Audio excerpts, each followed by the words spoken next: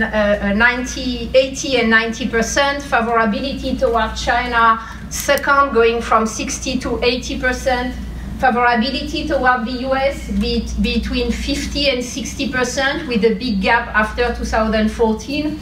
Of course, like going low around 40% of favorable opinion, and then now seeming kind of going back around 50%. Of course, it's only data. It means we don't know what people really understand when they answer the question. We can also imagine that distinction between studies that only look at the geopolitics of energy centralization, so the grand narratives or connectivity, not as you mentioned before, that connectivity per se doesn't exist. Or we have the very local impact. So what happens in the canal system in Uzbekistan, if there is the problem with the food water energy nexus, or what happened in Kazakhstan, local rural areas when there are fuel shortages. There are virtually no studies that try to connect centralized policy making at Central Asia level in terms of energy and the impact that this decision, positive or negative, usually negative, had on the wider population. So in general, what I'm trying to say is that our interpretation of energy security in the last 10-15 years in Central Asia has been essentially focused on what the regime wants us to believe. It will be even, maybe ever, as liberal as Kazakhstan. But even with incremental changes, if we saw the political sphere open up even as much as it was prior to Andijan, and we saw the currency converted, and we saw foreign direct investment coming into the country, I think that would be a sea change for the country and regionally, because I think they would become a much larger player. I don't know in terms of what other kinds of assistance beyond development we should be looking at. I mean, obviously, anybody in Central Asia, we have to play a very sensitive game in terms of relations with Russia and with U.S.-Russian relations at an all-time low, probably. It's difficult to broach those kinds of things, but I think certainly demonstrating that the U.S. is interested in Uzbekistan and is approving of what the president's reform agenda is laying out, I think is important. And that has to do with just kind of acknowledging them, having meetings at places like UMGA, engaging them much more than we are right now. Well, thanks for the question. The more I look at TAPI, and I've been studying that for a couple of years now, the more I'm convinced that the I stands for Inshallah. I personally do not believe that they build in the sector, and that comes from my perspective that I've been studying Turkmenistan for 15 years now.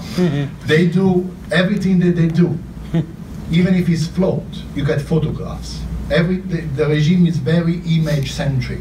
Yeah. Think about the airport, the white marble, the statues. How come I haven't seen a picture of TAPI yet? Yeah.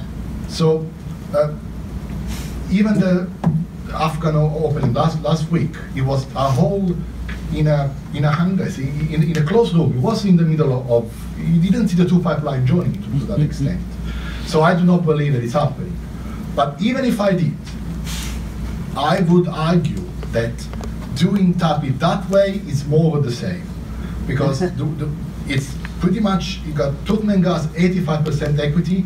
I'm not sure where they're going to find the money. The TAPI pipeline Ltd is incorporated in Iron Man, which is not a place where you do kind of dumb dodgy deals. The funding is not there. Who's going to find for that? But even if the funding was there, and I'm going down the hypotheticals here, the way in which the profit structure would be regulated is still more the same. There is no oil fund, no gas fund, so it's pretty much all done in the same kleptocratic way. But even if that wasn't enough, you still don't diversify.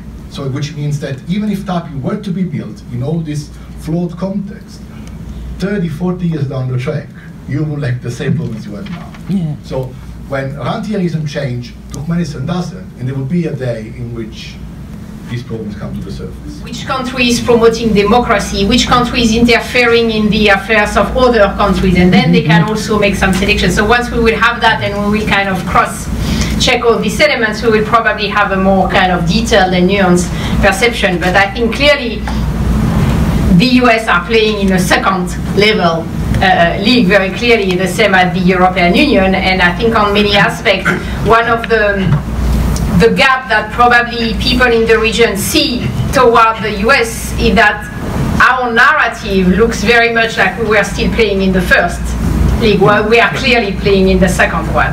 And I think, in a sense, if you want to have the right storytelling, you should put it at the level where you are, and that kind of, so you don't create this kind of disappointment in people if you recognize that you are playing in the second level league. And I think that's one important element that people would like to be seen kind of more honestly. Yeah, and I guess along those lines, one of the things with Mirziyoyev is I think that he, I haven't met the guy, and he's not, he's actually, not somebody who we have a lot of information about, but it seems that he is the ultimate realist. I mean, all these things he's doing are because he's looking at the situation in the country and sees that things better change or bad things are going to be happening. So I think he's approaching regional relations the same way. I think,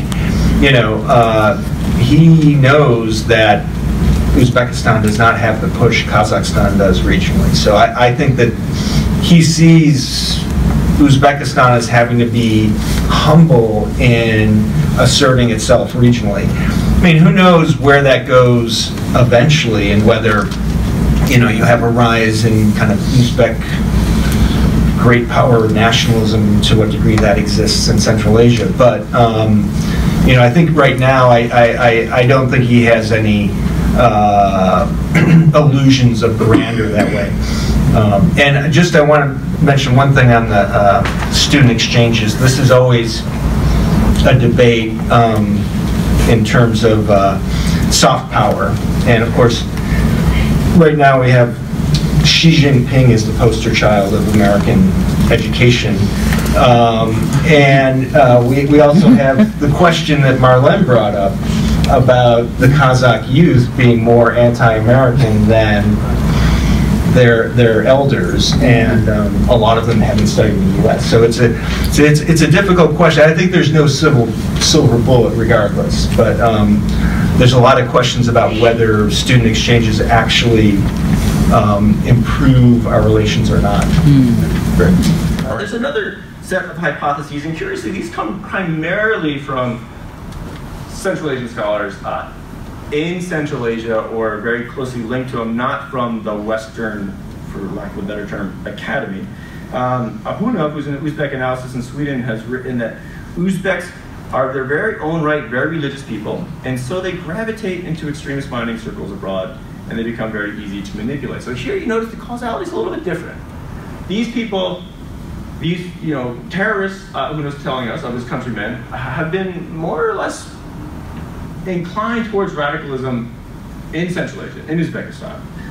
And Sadiq, who spoke here, the director of Radio Free Europe, Radio Liberty's Uzbek service, said that Uzbeks have a trademark on the black Islamist flag. They raised it during the 1991 Namangan uprising. And as Uzbeks, he's talking about himself, we must begin to ask what is wrong with us.